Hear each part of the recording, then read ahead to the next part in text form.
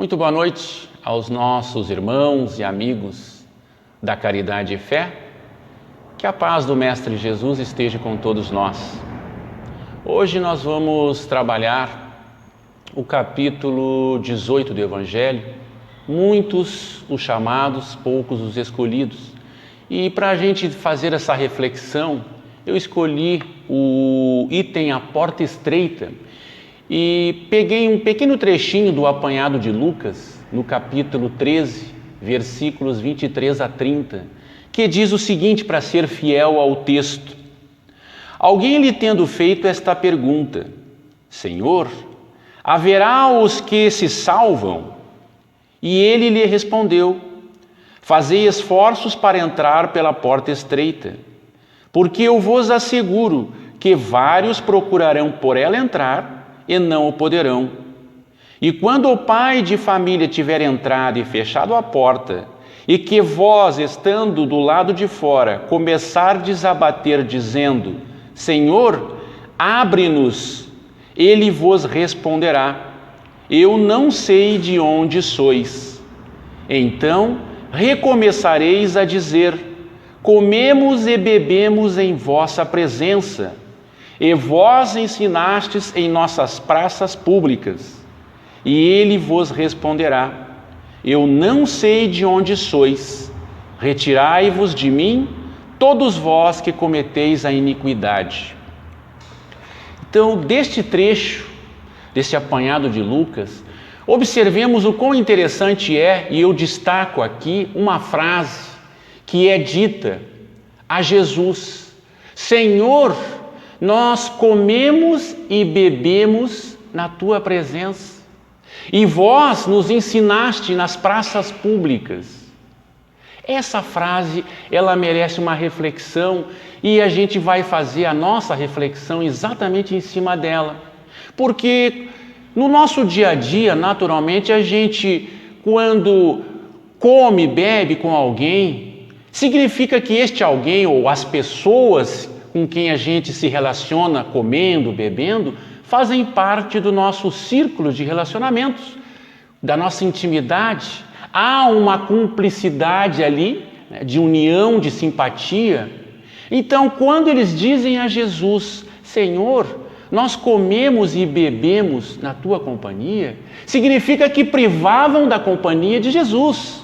Só que, além do verbo comer, beber, tem um terceiro verbo que diz o seguinte: e vós nos instruíste. Ou seja, Jesus instruiu a eles também. Então, esta frase, ela merece a nossa reflexão, porque a lei da reencarnação nos dá a possibilidade, nos permite pensar que nessa imensa família espírita, para ficarmos no exemplo doméstico, a nossa grande família espírita, provavelmente muitos de nós, ao tempo de Jesus, quem sabe também comemos, bebemos e ouvimos da própria voz do Mestre o verbo instruindo-nos. Sei que muitos são céticos, pessimistas e vão dizer: não, essa possibilidade não é possível, eu não me vejo assim. Pois bem, mas existe uma outra possibilidade que nós não podemos ignorar. Que ele, há 2020 anos atrás, disse que mandaria um Consolador prometido, que mandaria o Espírito Verdade, alguém que viria falar para todos nós muito mais profundamente do que ele, à sua época, porque ele não podia falar muitas coisas. Ora, então, se nós, céticos, de repente dizemos assim: não, mas eu não estava lá naquela época com Jesus, não compartilhei com ele, comendo, bebendo, ouvindo a sua instrução. Hoje, nós que fazemos parte da família espírita, estamos comendo, bebendo e ouvindo a sua instrução nos nossos dias atuais. Ou seja, nós estamos privando da sua companhia, nós estamos nesta situação de cumplicidade com o seu ensinamento, com a sua presença, que tem uma importância extraordinária. Porque vejamos, toda a orientação, todo o conhecimento que nos chega, Nós estamos estreitando cada vez mais este laço.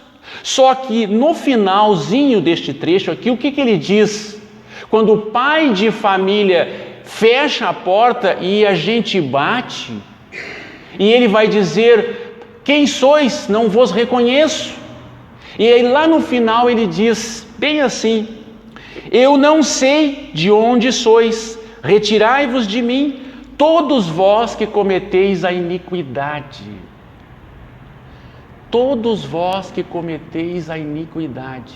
Ora, se nós hoje, diante do Consolador prometido, estamos literalmente comendo, bebendo com Ele, do seu ensinamento, da fonte inesgotável deste Consolador, se nós estamos recebendo diariamente instruções através dos seus mensageiros, mas Ele é o guia, o orientador, então a nossa relação com Ele não termina apenas na superficialidade dos nossos achismos. Nós temos que dar um retorno, porque o que significa afastai-vos de mim, vós que cometeis iniquidade? Quando é que nós cometemos iniquidades? Quando passamos a viver a nossa existência longe da prática, do esforço, dos ensinamentos que nos são passados. Quando é que a gente comete iniquidade? Quando ignoramos a possibilidade da reforma interior.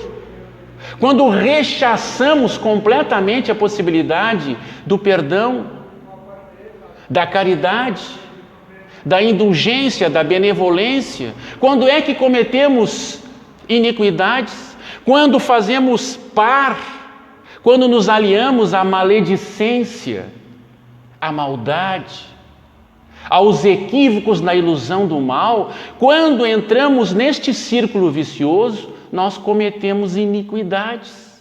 E aí, quando o pai de família entrar e fechar a porta, e nós desesperados vamos bater e retrucar: Senhor, nós comemos e bebemos na Tua presença, vós nos instruíste nas praças públicas, e as praças públicas hoje, modernamente, nos nossos dias, são as casas espíritas, os templos espíritas, as sociedades espíritas espalhadas por todo este país, pelo mundo afora. São as obras básicas, as obras complementares, os estudos, os pensamentos e reflexões de espíritos desencarnados e irmãos nossos encarnados que refletem a verdade e a realidade, nos trazendo um novo horizonte. E a partir do momento em que ignoramos essa realidade, cometemos iniquidades, porque desdenhamos a possibilidade do crescimento moral e espiritual. E é muito singular esta questão, porque comer e beber com o Mestre Jesus já é algo que nos compromete muito do ponto de vista moral. Mas quando recebemos dele a instrução, significa que ele está confiando a nós um retorno. E quando nós só recebemos e não damos nada em troca, aí cometemos iniquidades. Quando nós temos a possibilidade, por exemplo, de divulgar a doutrina, de divulgar, mas não apenas nas palavras, se tornando nós próprios exemplos na postura, na conduta, e não é para os outros, não é para o público externo, é internamente, começando dentro das nossas famílias, no círculo reduzido, estreito dos nossos amigos, da nossa família, do nosso lar, é dando o exemplo. É óbvio que não vamos sair por aí como a Madre Teresa de Calcutá, por exemplo, ou um Chico Xavier, fazendo coisas extraordinárias. É claro que não. Não estamos ainda neste nível, mas o mínimo nós podemos fazer. E o mínimo é exatamente começar a mudança, a alteração de postura, de comportamento. Não para que os outros nos exaltem, atiçando-nos a vaidade e o orgulho, não. Mas para que nós possamos fazer morrer dentro de nós esses verdugos terríveis que tanto nos atrapalham a caminhada, fazendo com que a gente acredite na materialidade, na exiguidade da vida depois da chamada morte, onde o materialismo triunfa sempre. Aliás, é a maior mentira que a humanidade conhece, que depois da morte nada existe, que não existe nada mais depois que a morte nos visita. É a grande mentira, a grande farsa que a humanidade teima e insiste em acreditar até hoje. E quando nós endossamos essa mentira, nós também cometemos iniquidades. E se não conseguimos, aqui na terra, junto aos homens, reconhecer o Cristo, a pergunta é: por que Ele vai nos reconhecer no céu diante do Pai? Não fizemos por merecer. Batemos à porta e ainda exclamamos: Senhor, por favor, nós privamos contigo na tua mesa, comendo e bebendo, ouvindo da tua boca o verbo divino, e Ele poderá retrucar-nos novamente: mas e o que fizestes para ajudar? O que fizestes para auxiliar o meu rebanho, as minhas ovelhas desgarradas? Auxiliastes na condução dos corações e das mentes em direção a meu Pai? Buscaste orientá-los, esclarecê-los, auxiliá-los, estendendo as mãos, minimizando a dor, o sofrimento, a lágrima, a fome? Vestiste alguns destes? Te doastes no tempo? Te sacrificastes por alguma das minhas ovelhas? E qual será a nossa resposta? Ah, Senhor, não tive tempo. Estava ocupado com as questões materiais. E aí nós vamos novamente reincidir na sua fala final: afastai-vos de mim, vós que praticais iniquidades.